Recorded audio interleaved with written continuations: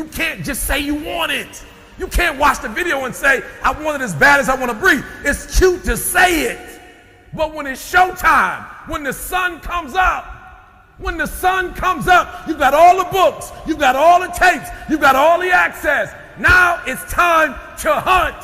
And what separates you from everybody else is that when it's time to hunt, you're ready to hunt. Everybody's got lions on their profiles. Everybody talks positive about themselves. Everybody talks like you're a beast. You dress like you're a beast. You've got the cards like a beast.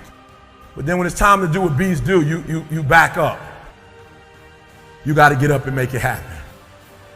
I can, I will, I must. How do you get to that next level? How do I get my business to the next place? How do I get other people to the next place? Look, if you want to get rich, you want to be really successful. When I say rich, I'm not talking about money. I'm talking about a rich life, freedom, time with family, choices, get to do what you want.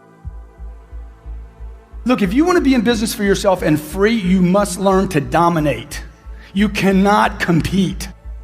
Dude, what are you doing, man? What are you doing? You know what? Most people are going to spend more time in their life working than any other single thing and not being successful.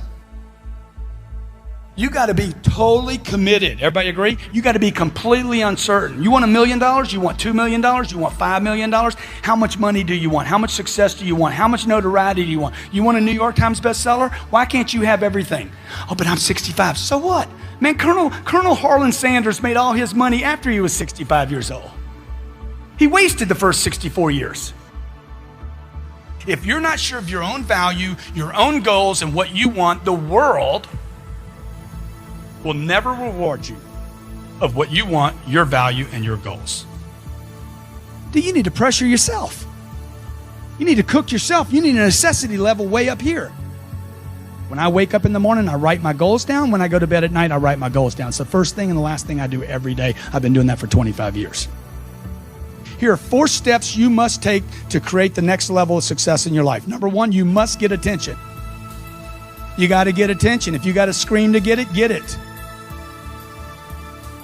What do these people have in common? Okay, there's Michael Jordan, Warren Buffett, Steve Jobs, Oprah, a Navy SEAL, and my mother.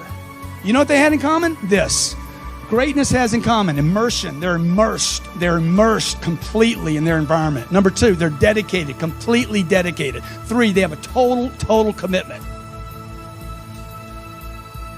Immerse yourself, okay? You have to immerse yourself right now with reading, the right reading, audio programs, video. Find YouTube channels that are good for you. Immerse yourself with books, audio, video, daily, okay? You hit all 3 of those where I'm reading something, listening to something, and watching something. These are completely different ways to learn. Anybody can do this, folks. Anybody can do this. This is not about a college degree. This is about massive amounts of action to get attention for yourself, your brand, your company, your products, your ideas, your dreams. Life is really, really short. And I think that we don't value and appreciate, our freedoms and our opportunities in our life. The universe is yours, all right? And you need to understand that. Success does not require you to look out the window. It only requires that you look in the mirror. To be successful, you don't have to look out the window and, where's my help? Where are the people that I need? All you got to do is stop, look directly in the mirror, and the one person you need to blow up, the one person you need to be successful is looking right back at you. And if you're willing to make a commitment to that person in the mirror, if you're willing to look at that person in the mirror and say, I make a commitment to you from this day forward, that whatever it takes, I'll do whatever it takes. Whatever it is you want to accomplish or whatever it is you want to do, you literally have to see it first. If you're not trying to get out of your shitty situation, then every day you're choosing to stay in it. And you can't complain about being given the choice you keep making. One of my favorite quotes is, change happens when the pain of staying the same becomes greater than the pain of making a change. You know what's so funny? We want people to make guaranteed work on time. I'm not putting in 120% when I'm at work. You've never looked at yourself in the mirror and said, you let you down. Until you get to that point, you let you down. You always want to blame other people. You want to hold other people to the fire, but you're not holding yourself to the fire. You just said you're giving 50%. You owe you an explanation. You owe you an explanation. You need to look at yourself in the mirror and say, why are you only giving 50%? What's wrong with you? You need to put yourself on punishment. And I stopped being a victim. Stop saying, I've got to wait for good things to happen to me. And I said, I'm going to grind. I'm going to fight. I'm going to work. I'm going to press toward. I'm going to learn. I'm going to do everything in my power every single day. I'm going to do everything in my power to become a victor and not a victim. Winners win and losers lose. I can't explain it any better than that. I don't know how it happens, but winners win. And if you create a culture of losing, if you keep being a victim, if you keep letting losing happen to you, if you keep letting people do you and treat you any kind of way, it's going to become a culture. I have standards. I have value. It's easy to go through life holding on to things that are weighing us down. Guilt, resentment, doubt, worry. The problem is an oak, not like an acorn. Think like the person you intend to become. Like the Christian question, what would Jesus do? Ask yourself, how would the person I'd like to be? The acorn has three parts. It's got a stem, a cap, and a seed.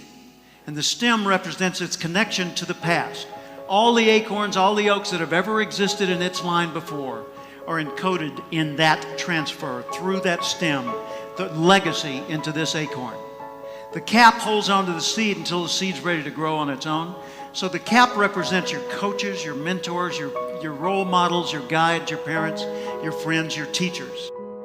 What kind of seed is in you?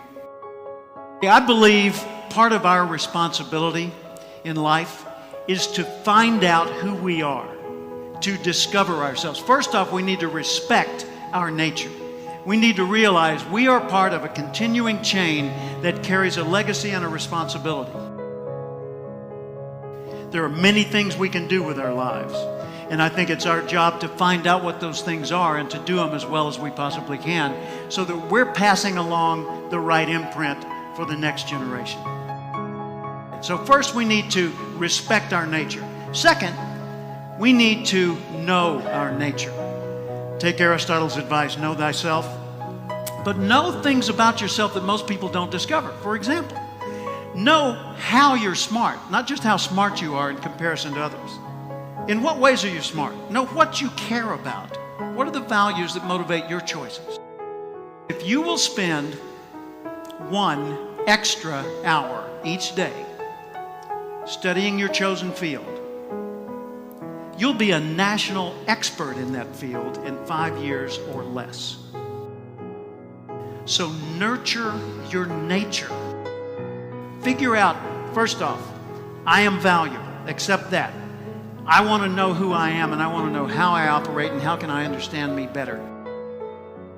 And then I want to nurture that nature. I want to apply myself in the world and put myself to work in such ways that the rest of the world says, well, that's cool. So ask yourself every day, how would the person I'd like to be do the things I'm about to do? The truth is very concise. The words are very few. But people don't want to hear the truth because the truth hurts. But you grow from pain. You really do. You can't know how to deal with success. You can't know how to deal with failures. You can't know how to deal with the bumps in the road that if you haven't had a taste of everything. We all have next level ability. There's not other people that aren't holding you back. Your boss isn't holding you back. Your parents aren't holding you back. Those are excuses.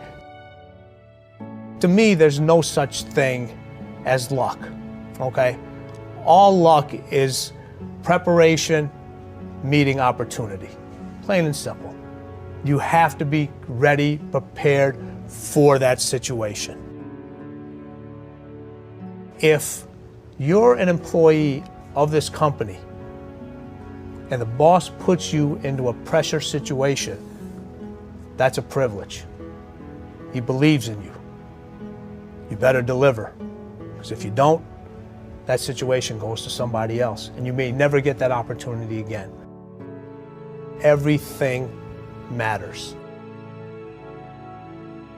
If you take any situation and just take the word only and take the word just out of it, it changes the whole phrase. It's just a game. It's a game.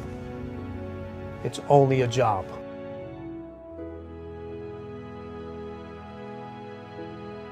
The body has limitations, the mind does not. We focus so much on what goes on from the neck down that we forget it all starts from here. Everything starts from here. If you're not mentally ready, you're never really physically prepared. And that's where the preparation starts. I firmly believe that everybody in this room, everybody on this planet has a gift. It's your job to figure out what that gift is. Then it becomes your job to decide whether you're going to act on that or not. Everyone sees the work that you put in, but it's what you don't see is going to determine how far you're going to get. I hear stuff all the time. People say, oh, look in the mirror and you'll see why you're not succeeding. I don't believe that, okay? It's what you don't see in the mirror. That's what's holding you back. It's what you're not willing to see is why talent is not enough. And when you finally see it and accept it and decide to work on it, then you can take that next level.